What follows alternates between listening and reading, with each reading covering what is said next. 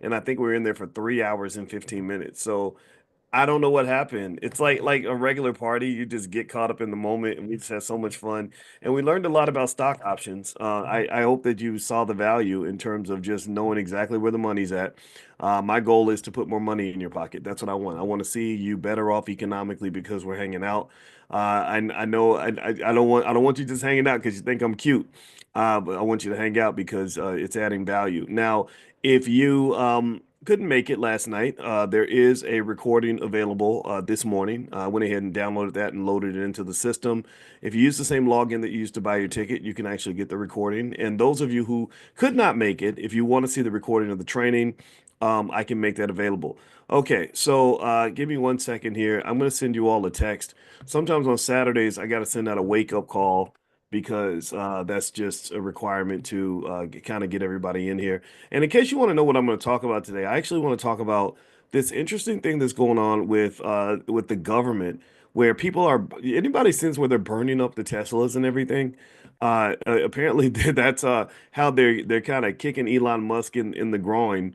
And I find that really fascinating. I find that really fascinating. That's actually the topic I want to drill into because actually that drills into some various financial theories about economic warfare and the use of economic sanctions to achieve a political goal. And it works sometimes. It actually works. All right. So anyway, give me 1 second here. I'm you should, if you're on the text list, you're going to get a text right now. I know some of y'all don't even need the text because you pay attention to the Zoom alerts.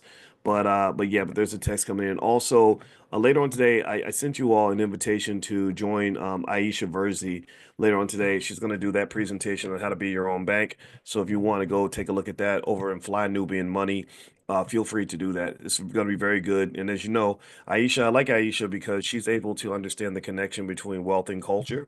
Those things are very deeply connected. And she was talking about Nigeria yesterday. If you saw her speaking, she was talking about Nigeria and how children are valued from the day they're born, and how that makes a big difference in your self-esteem. And it changes how you move through the world. You know, you're not moving through the world sort of looking for integration, looking for acceptance, looking for white people to like you. You're moving through the world as a person who says, I know who I am. I'm already special. I don't need you to make me special. I don't need to go serve you for me to feel special. I don't need to be a slave to be special. I don't need to fit into somebody's system or give them money to be special. I'm special the way I am. Like God made me into somebody, and like Jesse Jackson used to say, I am somebody. And I like that a lot because that plays a big part in the outcomes. You'd be amazed at how just simple self-esteem plays a big part in your economic outcomes. People that feel like they're worthy are the ones who tend to go get what they want. In fact, I think the brother from Ian who works at Earn Your Leisure wrote a book called You Deserve to Be Rich or something like that. And I said that's a great simple concept. Yeah, you deserve to be rich. You deserve to be successful. You deserve to win. And I think that understanding that you deserve that goes a long way in you pursuing that and fulfilling that. So shout out to everybody who gets it because this kind of thing's important. So Aisha's going to be doing her thing. I think about 11 o'clock today, like right after this. So when we get done, if you want to go hop over there and hang out with her in the Fly Nubian Money Club, you can. She knows a lot of stuff. And remember, all of us, most of us made that pledge that we're gonna at some point get $100,000 worth of insurance, at least 100, if more, if you can. I mean, because the insurance doesn't cost much. Prevention, an ounce of prevention is literally a pound of cure when it comes to wealth.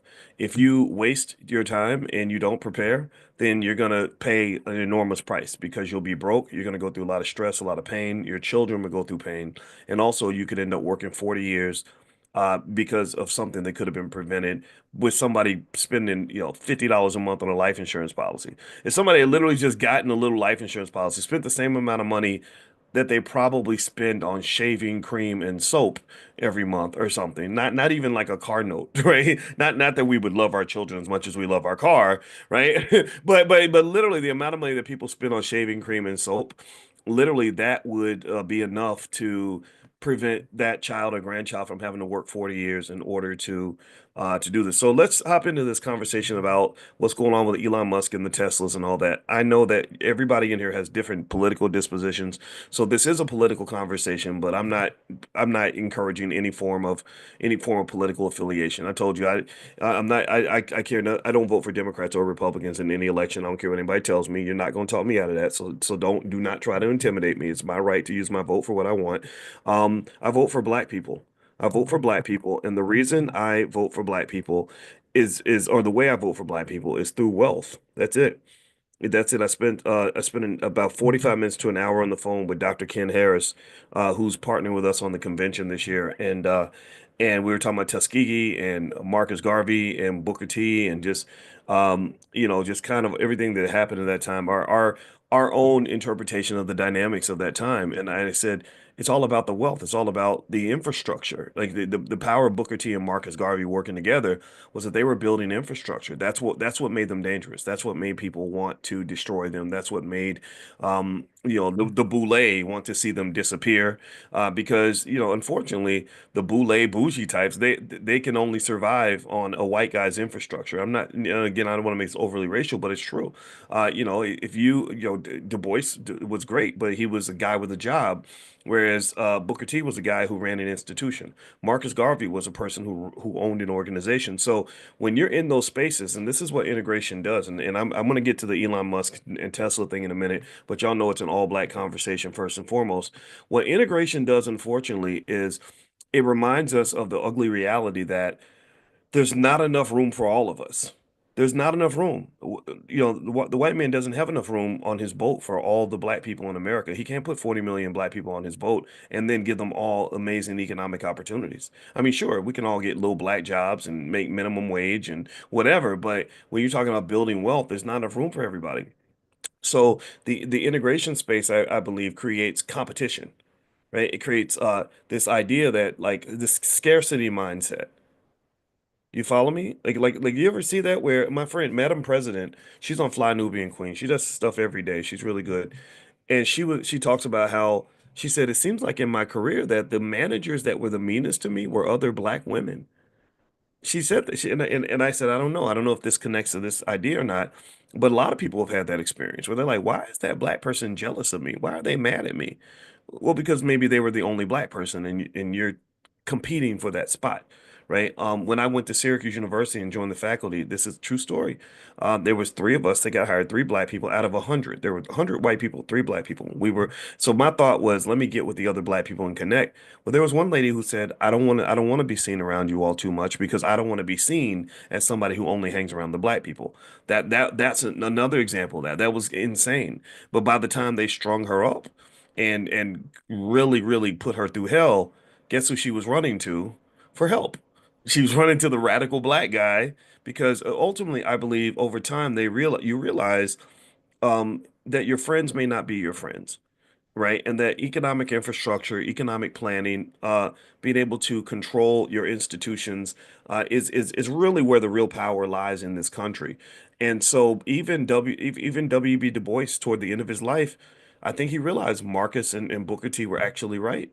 He said, okay, this integration thing ain't quite working the way it's supposed to. So that's where I think you get a lot of the angry black middle class, is you have a lot of highly educated black people, who have all these, college degrees, master's degrees, PhDs, JDs, MDs, all these other letters behind our names that make us feel special. And then we fight our way up the ladder. We do everything right, and then we find out that there's not enough room for everybody. So you get pushed out. You don't get the opportunity you deserve, and you get mad. And then next thing you know, you're coming to talk to Boyce Watkins. Why? Well, because maybe 20 years ago you wouldn't have listened to me because you're like, oh, I'm different. I'm going to be fine. They're going to take good care of me because they have a diversity plan, and I'm going to be the DEI coordinator for the corporation. And then when they cut the DEI, you're like, they not cut the job. They not Dr. Boy. They didn't say what they did to us. And I'm like, that's what they did to you because they was gonna try to do it to me. Yeah, Dr. Boy. Yeah, I'm kidding. I'm not making fun of anybody, but it happens. It happens. People be like, "Oh my God, let me tell you about these white people on my job," and they'll be, and I'm sitting there, and I'm like, "Yes, I get it. I get it. I understand. That's why I socially distance. I don't want to whatever that virus is that everybody's getting. I don't want to catch it. So that's worse than COVID. That's an economic COVID. That literally is something that millions of people are affected by. That's why if I do a survey, when I did the first Black Wealth Boot Camp, I did a survey and I said, "Have you ever experienced racism on the job?" 97% of you said yes. That's in finance we call that a systematic variable. Systematic variable is something that affects broadly, that affects like a broad spectrum of people, assets, spaces, right? So it's like when weather when it rains, that's systematically going to make everybody wet. So if you want to get out of the rain, sometimes you got to get out of town. Racism reigns everywhere. It reigns in a lot of these systems, and when I see a system that has racism in it, I'm not going to spend too much time fighting that system. I would rather take the energy that I spend fighting your system and take that energy and apply it to building my own system. Do you follow me? Do you get that? All the energy I spend sitting in your house fighting you over the master bedroom, which you ain't never gonna let me have. You ain't never gonna let me have a master bedroom. You ain't never gonna let me have a big piece of chicken. It's your house. Why would you ever let me have the master bedroom with a big piece of chicken?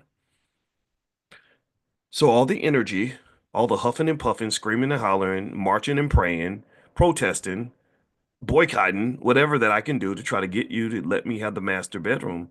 I could take all that energy, everything's energy. I could take all that energy and just say, I'm just going to go down the street and build me a house. It's hard. Things could have been better if you weren't so stingy, but it's all good.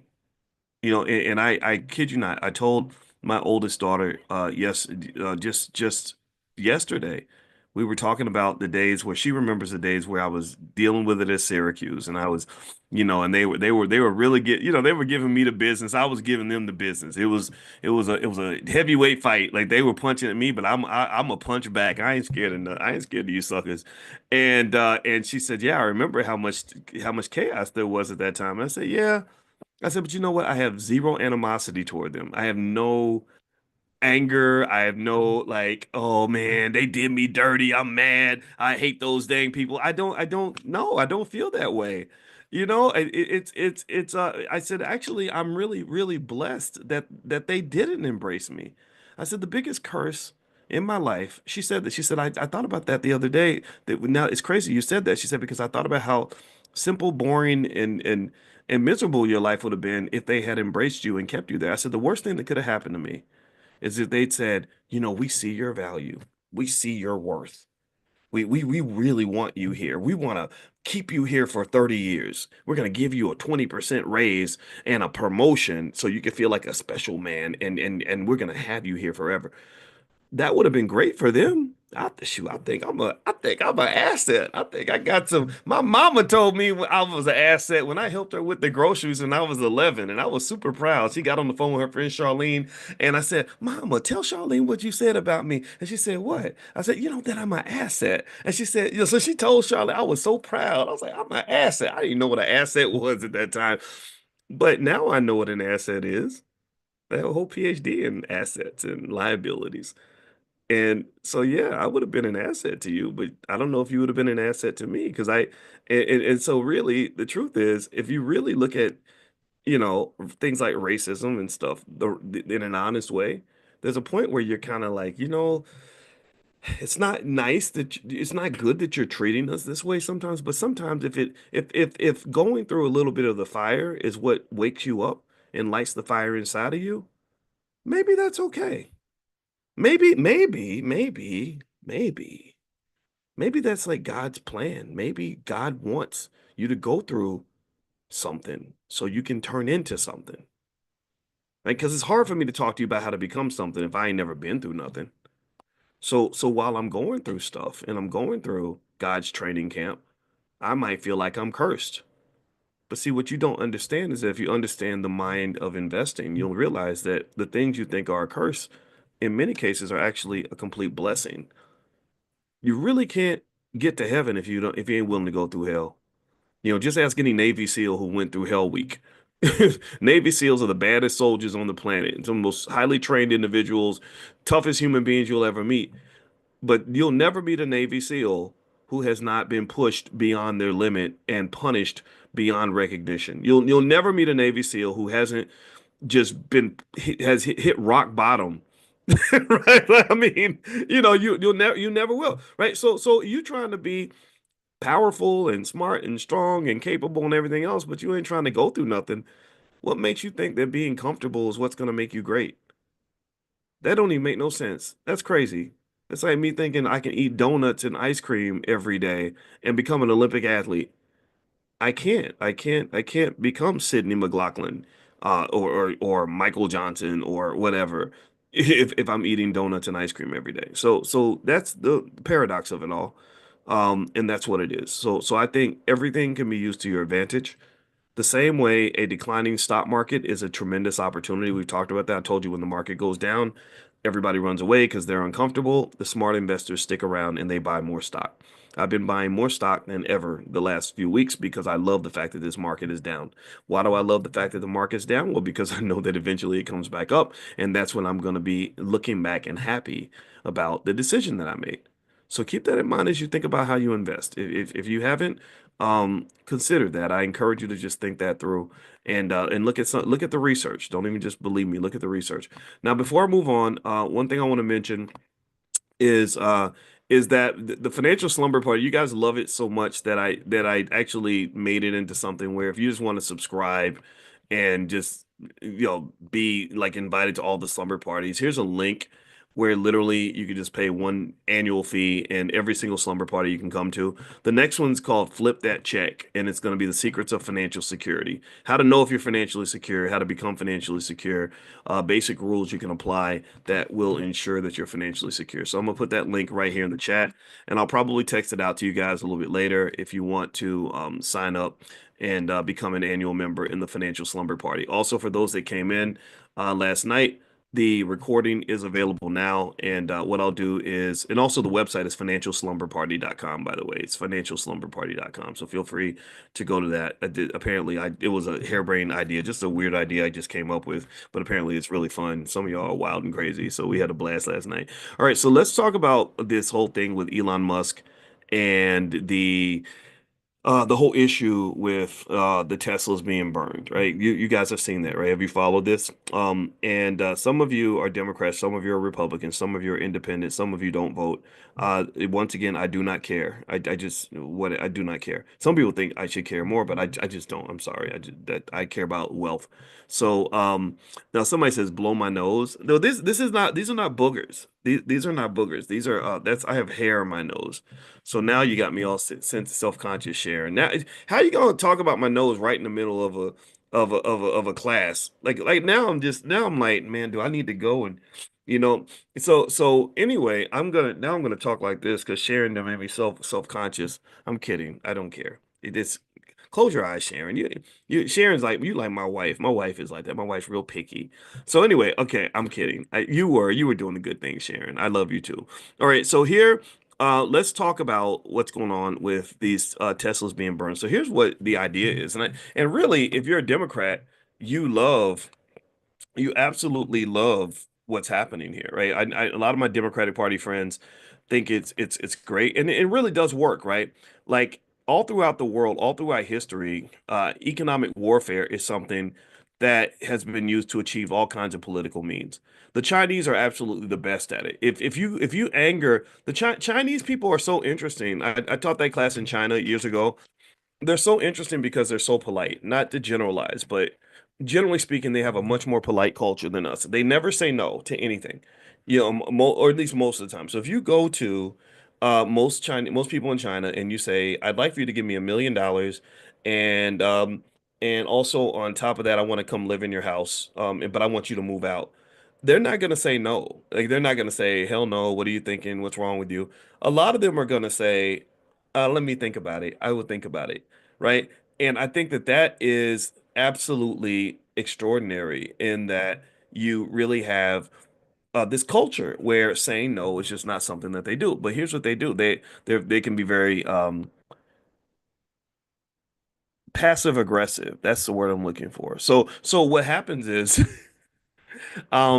what they might do. So let's say that the negotiators go to a country and they say, we would like for you to do this, this, and this. And the people say, no, we're not doing that. They'll say, okay, okay. And then they go back, and next thing you know, all your trade routes have been shut down, or your companies in that country are under investigation, or something's happened where it's affected your trade relationship. Somehow you paid an economic penalty for the fact that you didn't do what you were asked to do. Right. And so basically, economic warfare is something that happens around the world.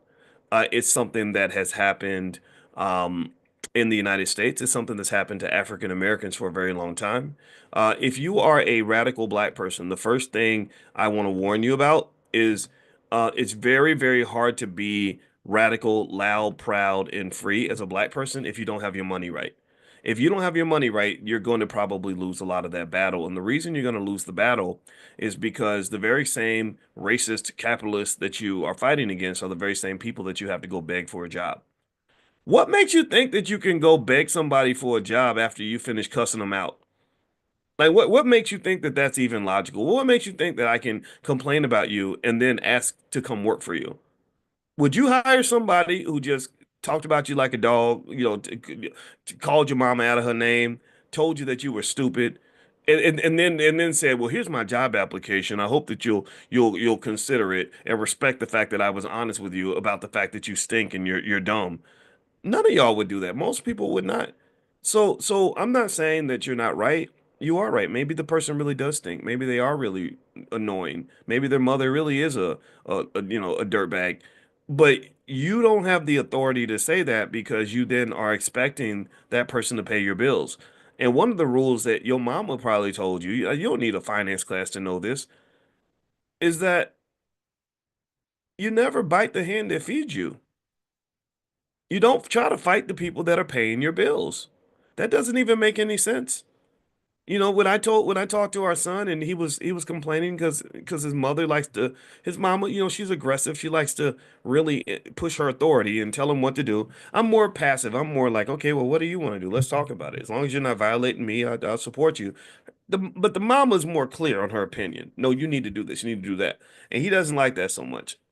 Different leadership strategies. And I said to him, I said, well, the easiest way to break away from that is to pay your own bills. Can you be a man enough to go pay your own bills? If you can't pay your own bills, then you're gonna have to deal with what we tell you to do. And that was what I went through as well. When I was 18, I did not enjoy being told what to do. So I paid my own bills, and when I paid my own bills, I was able to do whatever I wanted. So the same thing is true for any black person who aspires to be liberated. Any black person who has a plan to fight the power and to be free, just learn to pay your own bills. That's it. Just if you pay your own bills, then it doesn't matter what the white guy down the street thinks about you. It really doesn't. I mean, I know that they scare you with stuff like, well, the police could shoot you and stuff like that. Name five black people that are your friends who were shot by the police. Name five. You probably can't. Maybe you can name one. And for that, in that case, I'm very sorry. I do know one person who was killed by a cop. He had a mental health issue. His mother called the police because she did not have a man in the house to control her son. And the police came and the police handled it the way the police handled things. It was highly unfortunate. It was a terrible thing. So it does happen, but that's not what happens in your day-to-day life. So while you probably can't name five people that you know personally who were shot by the police, I bet you can name five people that you know personally who have endured racism on the job. I bet you can name five people who are stressed out and frustrated by what they deal with on a daily basis. I bet you know five people where you can sit down and have a conversation and say, "Let me tell you about the white people on my job," and they're gonna jump right in and say, "Yeah, this white lady on my job. Let me tell you what she did." And I get that, I really do. But the problem is that it's something that you're kind of trained to enter into. You're trained to enter into those stressful situations because from the time you're born, all they do is they train you how to get a job. So they're pretty much training you to go work for the very same people that you claim to be fighting against, and that just does not work.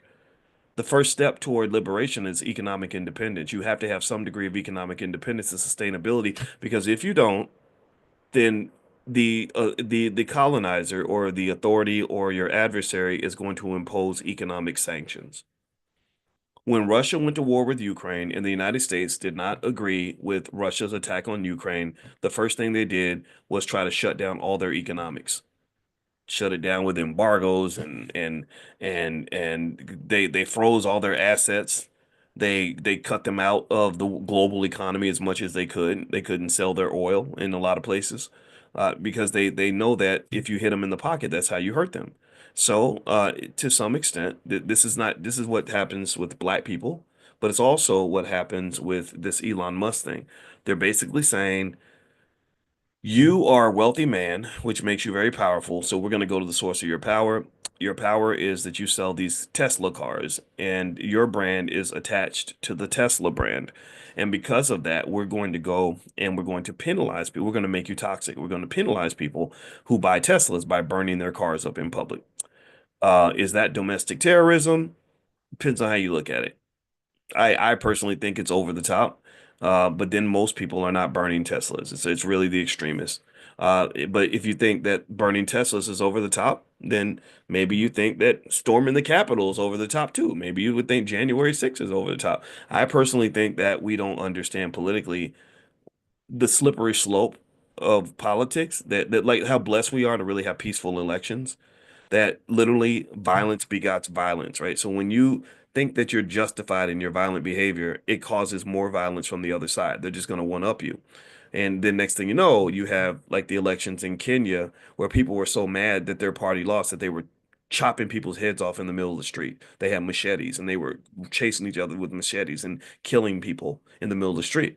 Right. So I don't want to see that, to be honest with you. That does not appeal to me. And but I think about this and I'm like, okay, I guess because I think about cause and effect, because I'm a mathematician and we think about logic and cause and so I'm like, so you felt like it was okay to storm the Capitol because you were mad that Trump didn't win. Okay. And then you think it's okay to burn somebody's Tesla because you're mad that Elon Musk has policies that you don't agree with. Okay. So what happens when the Tesla owner says, "Okay, no problem. I got a shotgun and you come near my car, I'm gonna blow your head off." And they feel justified because they're like, "Hey, you try to burn them, you try to destroy my property, I have a right to kill you."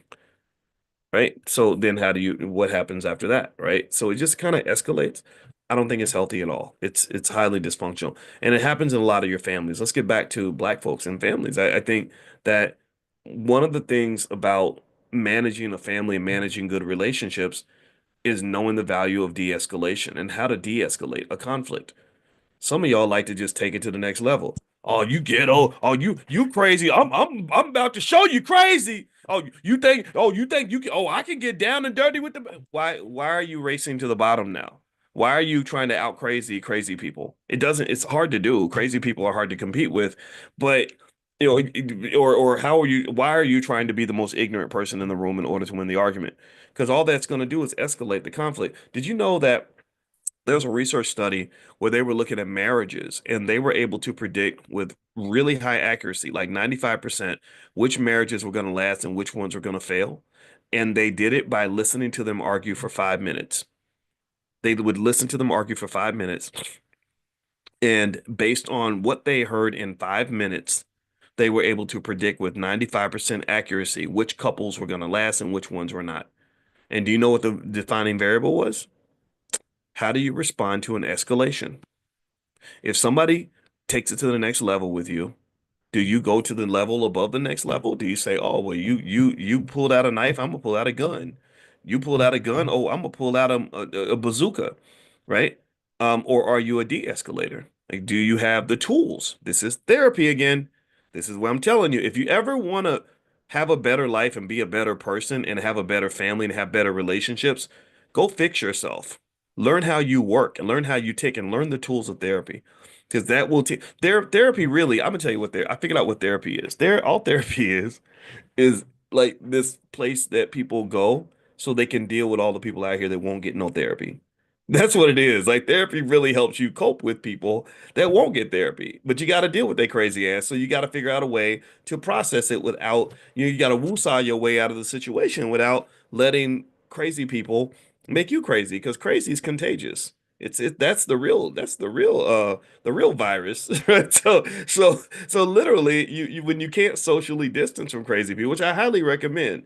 Like, crazy Negroitis is a highly contagious disease, and I encourage you to consider social distancing if possible. If not, then you're gonna have to pull out some tools to be able to manage that situation. So for example, somebody's yelling and screaming and cussing at me. I'm not gonna yell and scream and cuss at you. I'm gonna just I have tools. I talk to people like Dr. Nicole Price, who was basically like, you can just stop. You can just tell people, if as long as you continue to speak to me that way, I'm not going to respond. Right? I'm not participating in a conversation with you if you're yelling at me. Right? So just sort of understanding these tools, I think, is important, not just because it reminds you that you do have a choice. A lot of times we want to say, well, the only reason I had to be like this was because they were like that. No, you've always got a choice. You've always got options. Never put yourself in a space where you don't feel like you have options. All I do is teach stock options related to stock, but I'm telling you, you got options everywhere. So you've always got options. But then the other thing that it does is it can keep the peace, and your it can keep the unity required for your institutional structure to maintain its integrity. You started that business together with two other business partners. Y'all are making good money. Okay, now you have a dispute. Let me tell you, the biggest money decision ever in your life is going to come down to how you handle that dispute. If you don't handle disputes properly, you're going to lose everything you built. That building will blow up and fall to the ground, and you will have nothing but ashes. And then you walk around feeling like you won. I won the fight. I took him down. I showed him who's boss. Okay, yes, you did, but now you ain't got nothing. Now you ain't got a husband or a wife no more. Now you ain't got a family no more. You won, but now your children won't talk to you anymore. You won, but now your business is busted up and you're bankrupt. Now you got to go back to work for massa because the partnership that you created with this other person over here, you couldn't work through that. Now your music group that was making money is now making no money at all. Y'all dishwashers now because your egos got involved and you didn't have the tools and the skill set to sit down and resolve the conflict so you can get back to working together again. Right? See, that's the thing that you got to understand, is that everybody's focused on winning all the time. Everybody wants to dominate. Men go into these conversations, I want to be the alpha. I'm the alpha male. I'm the alpha male. I don't need to be an alpha. I want to be collaborative, because four strong black men working together can whoop the ass of any alpha male on the planet. So when I sat on the phone with Dr. Ken Harris yesterday, who could easily call himself an alpha because he runs one of the largest black organizations in the country. They're doing tens of millions of dollars in business around the globe. For our convention, he's got 6 African presidents that are coming to the convention. So if he wants to flex and say, I'm an alpha male, he could do that. But you know what Ken does? Ken collaborates. Ken will give you a compliment and support you before he needs you to glorify him. If Ken sees the conflict, he'll say, "Hey, brother, how can we fix this? Let's talk this out." I mean, he could King Kong consciousness. I remember Umar used to call himself King Kong consciousness. And the rappers, I told you I was on the phone with Kanye. It was a terrible conversation. I'm Kanye West. I sell out stadiums. Shut up. You sound stupid. Trying to always win and win individually will make you look like the biggest sucker on the planet. What you want to learn is confidence and collaboration. And this, my friends, in my opinion, is my initial assessment. I gotta do more deep dives on this and think this through. But when I look at W.E.B. Du Bois and his issues with Booker T and Marcus Garvey, that was part of the difference. Because I was sitting there and I told Ken, I said, I don't even know why was Du Bois obsessed with Booker T anyway? Like, why can't he just ignore it? Like, why are you like, you're all the way up in Boston and you're like, that Negro in Alabama building schools and stuff. He out here making money. Like why is your haterology like extended all the way across the country when you got at least 20 million white people in between the two of you that want to see you both dead? But you can't see them, but you see the Negro all the way down in Alabama. That's insanity. That's a mental illness, in my opinion. That's a weird scarcity competitive mindset. And that's what I think integration did with us. We work in these confined spaces where there's only a couple of opportunities, and we're like, that Negro taking my job. He took my job. He taking my job, right? Or whatever it is, right? Yeah, but then what I loved was how Booker T and Marcus Garvey seemed to understand that, like, yeah, we're both accomplished men. Marcus Garvey, very powerful, made lots of money. Millions of people follow Garvey. Booker T, oh yeah, I run a whole university. I know that I'm good at what I do. The energy was more collaborative. And the collaboration was like, hey man, hey brother, what you're doing is really great. I'd like to be a part of that. Like how can how can we win together? How can we help each other out? And you know what I think a big chunk of that is? Besides mental health, because I think racism makes us crazy, but also when black people are building things on their own. Oh, and I forgot about George Washington Carver. Thank you. Oh my God. Oh yeah, yeah, I forgot. George Washington Carver was on the Tuskegee campus for many, many years, right? Um, I really believe that when black people have our own stuff and we are owners of things and we're running, our own little space in the world and we have our own sort of what's the word? Equity and presence and we're validated already, then you understand you have more of an abundance mindset. You're more collaborative. You're like, what you have doesn't take away from what I have, but if we work together, we can both have more. We can all have more. We can all win as a team.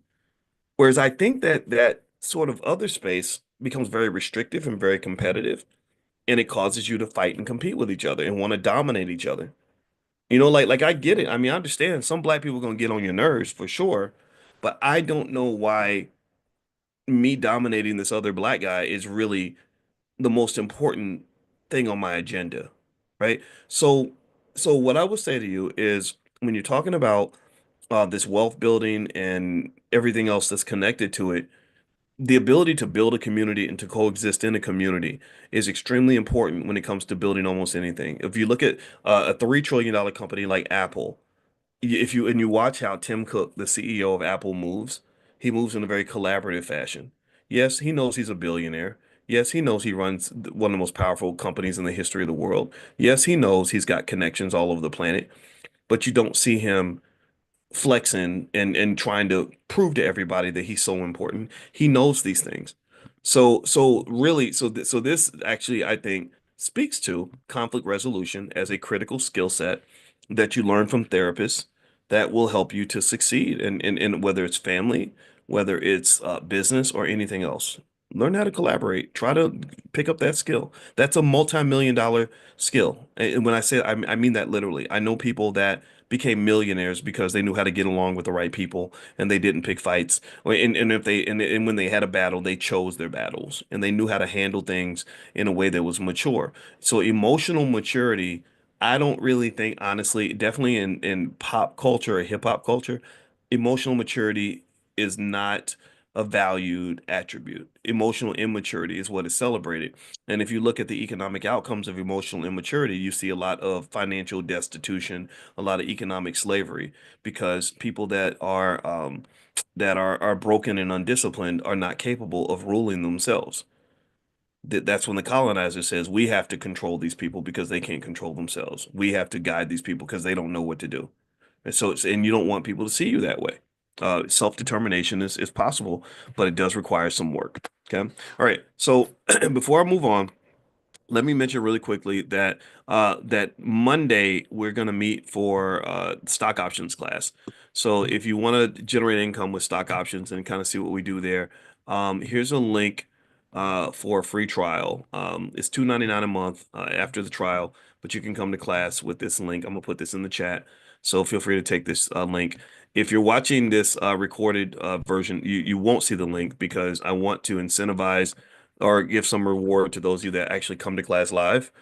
So there's the link. It expires in 24 hours. So feel free to click on that link and sign up for Prime if you want to. It's where we generate income with stock options. It's a great way to make money.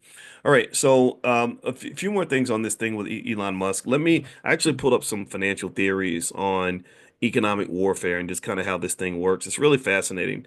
So there's a research paper called Economic Sanctions Reconsidered by Huffbauer, Schott, Elliott, and Ogue in 2007, and it says that they examined over 170 cases of economic sanctions from World War I to the early 2000s, defining economic warfare as the deliberate use of trade restrictions, financial penalties, or resource denial to achieve strategic ends. The authors estimate a success rate of about 34% for sanctions achieving their goals, meaning regime shifts or policy shifts, with higher impact when targeting weaker economies. Higher impact when targeting weaker economies. Now, what does this mean? Let me translate this for you. It says that those who have economic power that are seeking to control a group using economics as a tool for control have an easier time and a much higher success rate at doing that when the group that they're trying to control is economically weak. Let me say it again, black people, that it's easier for them to control you by using finances as a tool to control you when you don't value your own financial security. When you're not getting life insurance policies for your children, they have to go work for a white man. When you're not saving and investing your money, then you got to go show up and work for the capitalists that you hate the most. When you're not sitting and valuing financial literacy as much as you're valuing basketball, football, rapping, and twerking, then they get to come in and they get to control you. This is what it says. I'm going to read it again. It says that the authors estimate let me get to the last part. They said that there's higher impact in the strategy of economic control when targeting weaker economies. We are unfortunately the weaker economy. And that's why it's easy to control they control black people with money. They don't have to use guns. They control your mind, they control your money. At that point, you're a slave. Um, and the goals might be things like regime change or policy shift. Regime change. Let's think about this. Let's translate this to black people. I'm talking about the Elon Musk Tesla thing, but I really want to make it about us, right? So this ain't about, I'm not here to talk about Elon Musk for the whole hour, but I think that the Tesla burning fits into this category. What they're trying to do is they're trying to basically impact this man by ruining his finances, which it's working, right? It's affecting Tesla. Now, whether or not it works, here's the thing. I'm gonna bring it back to black folks, but let me talk about this so we can make sure we cover the part with Elon, what I'm seeing. Whether or not it works really comes down to how economically fortified Elon is to withstand this what's happening right now, right? And so and he should have expected it, right? He should know that if he's going to get into politics, politics is messy. Oprah went through this. Oprah lost probably hundreds of millions of dollars, maybe tens of millions at least, when she endorsed Michelle Obama or Michelle and Barack Obama. When she did that, she became a divisive figure. Half the country hated her because she was a Democrat, and she had to be willing to make the sacrifice and be able to withstand the sacrifice. And I believe that she did because Oprah's very wealthy and she's strong. So Elon or Oprah, anybody, their ability to withstand the pressure comes down to how financially secure are you. So the financial security for Musk might come from the fact that he has so much money. He's worth almost $500 billion. That's an insane amount of money. Like you put 300 billionaires, 400 billionaires in a room, add up all their money, and he has more than all 400 billionaires. One billionaire is worth a lot. 400 of them. That's insane. What else? Diversification. One thing that Elon Musk probably has in his back pocket that people don't know about is that he has multiple companies. So while he's making electric vehicles, he's launching rocket ships up to space through SpaceX. SpaceX itself is worth about 3 or 400 billion dollars, sorry, billion. He owns 40% of that. Also, let me just tell you, I've studied in terms of paying attention to how he's positioned himself in these companies. I believe that he prepared for the battle because what he did was he structured his ownership so that you can't really fire him very easily from Tesla. First, he stacked the board of directors. Board of directors, these are the people that fired Steve Jobs. When Steve Jobs got out of pocket with Apple, they fired him, and people said, how can they fire you from a company that you founded? Well, that's what happens when you take public money and you have a board of directors. They can come in and fire the founder from the company. They did that to Steve Jobs and brought him back later. Well, Elon, I think, learned from that. So he structured Tesla's board where he said, "You can't get rid of me. You could try to push me out, but you can't." And this is a strategy that can be applied by anybody. I remember E40 when he was talking about music. He said that I wanted to run the record label because I'll never decide not to sign myself. I'll always invest in myself. So even if I have a bad 2 years or 3 years, he didn't say all this, but this is my interpretation. Even if he has a bad 2 or 3 years where his albums are not doing well, he's still gonna be able to release albums because he's not MC Fly by Night that was signed by Clive Davis, who's only picking the hottest artists that year. He has a job with his company forever. So when you create your own entities, create your own industry, create your own business, create your own infrastructure, you are guaranteeing your own employment. You're guaranteeing yourself. See, people think that job security comes from getting a job, but you have no job security if someone else gets to decide whether that job is yours or somebody else's. That is not job security. It is very insecure to have one job, one stream of income, no other place to go, no other sources, no savings, no investments, no backup financially. If you do that, then you're not secure. What you all that happened to you is you were trained to believe you're secure. You were lulled to sleep, but you're not secure. You think you're safe, but you're not safe. See risk and see risk. This goes into risk. This is something I studied extensively in my doctoral program. Risk is a funny thing. There's real risk, like the real risk that something bad is going to happen to you, and then there's the perception of risk. We were talking about this last night when we talked about implied volatility, implied risk, risk that you believe is gonna. I said sometimes the market thinks things are gonna be risky when really they're not, but sometimes they think things are safe when really they're risky. So risk is a thing where you know what it is when you see it, and then you have a feeling that's connected to it. But sometimes that's real, sometimes it's not. My mother-in-law thinks that every time she gets on an airplane, it's going to be the one airplane that crashes. She really believes that she will not get on a plane because she believes that the minute she gets on an airplane, she's going to die that day. Doesn't matter how many stats I show her about how safe airplanes are, she believes that getting on a plane means she's going to die. She has a strong risk perception, but that's not actual risk. Right? Well, the same thing happens in reverse when you get that job, when you're working for your colonizer and you feel safe and it's a good job. I've worked for this company for many years and I love them and they love me and it's been great and they've been very consistent with me. So you're lulled to sleep. You're led to believe that you're safe when really you're not. And then one day they pull the rug out from under you. One minute, the next minute, Doge comes along and chops the government job, or the corporation says we're going in a different direction, or they decide, well, we did DEI. DEI was really lit back in 2021, but we're not doing that anymore, so you can go. So, and even your allies, even institutions that we thought were our friends, are like, we're not doing DEI anymore because we ain't trying to piss off Trump. Right? We're not trying, so they get rid of the DEI and then they're like, and you'll hear just crazy stuff like the University of whatever has just cut their entire DEI program and all diversity initiatives and all the scholarships for black people, right? Like just, and it's shocking. I never thought these things would happen. But the thing is that if you have financial consciousness, you're always aware that these things can occur, and you kind of know the difference between the perception of security and the reality of security. So, can Elon Musk withstand these economic challenges that he's facing? I don't know. He's got a lot of money. He's got diversification. He's got allies. He's got half the country loves him, so maybe they'll buy more Teslas. I have no idea. But I will say that when you're under economic attack, right, when you get into a situation where your finances are threatened because you got out of line or you did something you wouldn't that people didn't like, or you decide to go in a direction in your life that you're not where you're not supported, the ability to defend yourself or to fight for yourself or to stake your claim it's heavily connected to how financially secure you are. So as it says here, that economic warfare works best against weaker economies. And what is the goal of economic warfare? They mention regime change and policy shifts.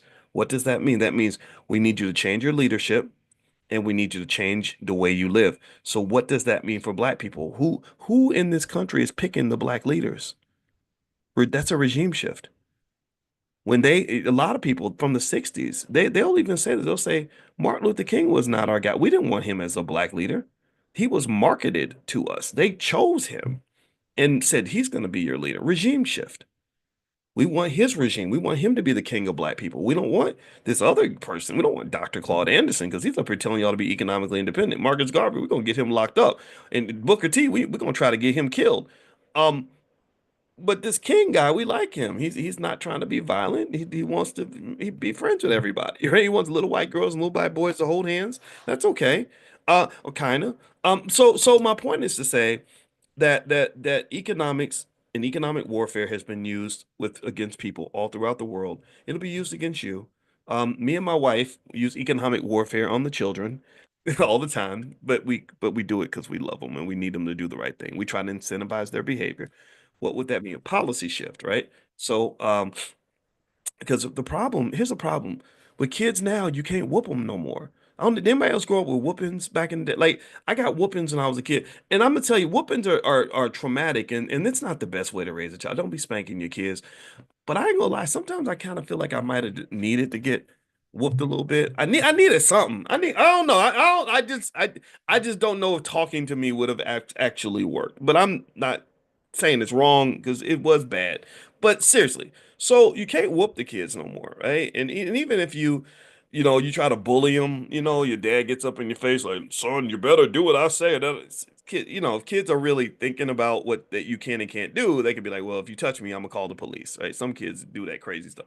So, so you got to find other ways to incentivize behavior, and it's really hard because kids are stupid half the time. I'm sorry, their brains are not fully developed. You're dealing with this person that got half a brain, their prefrontal cortex is decision making that has not been developed, and you're trying to help them understand the consequences and decision making. And you can do that. A lot of you are great parents at this, but a lot of you probably have some frustration with this. So one of the things that I know is economics. And so I said, one of the problems with raising these little spoiled suburban kids is they don't value money the way I did. Like when I was 13, 14, 15, I really wanted money because we didn't have none and I wanted to buy stuff and whatever. So you could control me with money. Right? You didn't have to whoop me. You could just say, well, I'll pay you if you do the right thing, but I won't pay you if you do the wrong thing. Well, I'm gonna go do the right thing. Policy shift. That's what they talk about. Policy. My policies now, I'm gonna go right because the money's over here. I'm not gonna go left anymore because you're now compensating me for making a good decision. Um, and the problem though with a lot of your kids now, because a lot of you have worked hard to elevate out of the hood, your kids may not have that same drive, right? That same incentive. Anybody else dealing with that, or just me? I mean, I really, I'm like, where's the hunger? Like, come on, you ain't, But then again, my whole life was like a Rocky movie. Like I felt like I was always overcoming something, right? But so the hunger was there, but for the kids, it ain't really there. Like you dangle money in front of them, they're like, whatever. I don't need money. I can get what I need. I can get what I want. So so here's what we learned over time, though. I started to just observe and I would notice whatever they wanted. And I remember what the Buddhists actually have a saying, and I'm probably gonna say it wrong, but they would say basically you should desire nothing because you become a slave to your desires, right? So I would just sit and observe and wait for them to reveal something that they really want. And once I figured it out, I'm like, oh, okay, I got you now. Like, I know that this thing that you want I can use that as a way to target your behavior so you'll make good choices in your life. And one of them, the middle child, she started working for me, and I noticed that she's bougie. She likes nice stuff. She likes real expensive stuff. She goes in the store, she'll buy the Coach purse and all that stuff. So I don't judge it. I just say, oh wow, that's going to be really expensive for you. You're going to need a job to pay for these things. You're gonna, either a job in the beginning and eventually own a business. So that opens the door for us to talk about owning her own business. Also, I pay her every week now, which means if you don't do things we need you to do the way we need you to do them, then guess what? We're withholding your pay until that happens, right? So basically, that's a type of economic warfare. That's a condensed family-based version of what happens to black people in society. The only difference is that anything we incentivize her to do is for her own good. We love her. We want to see her do well. Now, I want you to ask yourself this question. Do you think that your white boss loves you the way your parents did? Do you think that when they are trying to control black people with money and withholding your economic rewards because you get out of line, do you think they're doing it because they want what's best for you and they're trying to incentivize behavior that's going to make you healthy, whole, and successful and happy? Or do they think they're trying, you think they're trying to just do what they've been doing for 400, 500 years, colonizing? 1,000 years. And I mean, really, probably go back 10,000 years. And you've always had people using economic warfare against each other, right? So the best way to escape economic warfare is to truly value financial security and the ability to obtain the resources you need so you can make decisions without outside interference. That's what it is. When I was at Syracuse, I was under economic attack by Bill O'Reilly from Fox News. He had the number one show in the country at the time, and he talked about me like a dog in the whole show. It was really it was crazy, and they were trying to get me fired because they thought I was a racist because I'm honest about white people. I don't hate white people. I just tell the truth though. I don't hold back, and so but you know how Fox News is. And it was working. They were gonna fire me. Like there were people that didn't want me there anymore, you know? And the only thing that allowed me to stand strong and not back down and not apologize for nothing was I had financial security. I had money saved up just in case I went to war with these people. I knew how I was going to pay my bills if they took that job away from me. If I had been in a situation where I was financially desperate, I could not have withstood that pressure at all. So financial security for your kids and for yourself is the key to Black liberation. It is. I will say it that plainly, that if you want your children to be free, if you want yourself to be free, if you want your community to be free, you must have a community that is financially fortified. Because people don't just declare war and fight with bullets, they're more likely to fight with dollar bills. That's it. I'm done. There's more I could talk about, but we've been in here for a while. So I hope this discussion was beneficial. I hope we all learned something today, and I hope that this helps you. And I hope and hope you share this with your kids because I want the next generation to not get kicked around the way we did. And the best way to do that is to prepare now, help them now, invest for them now, buy the stock now, so that 20 years from now, that stock will have a chance to grow. You're planting seeds in the backyard so you can feed them later. Do you understand? That's what you're doing. You're planting seeds, financial seeds. They're going to grow, compound interest. They're 25 years old. They're financially secure. They can go through the world and be free. That's how you make them free. All right. So anyway, I'm gonna get out of here and don't forget that we're doing stock options training on Monday.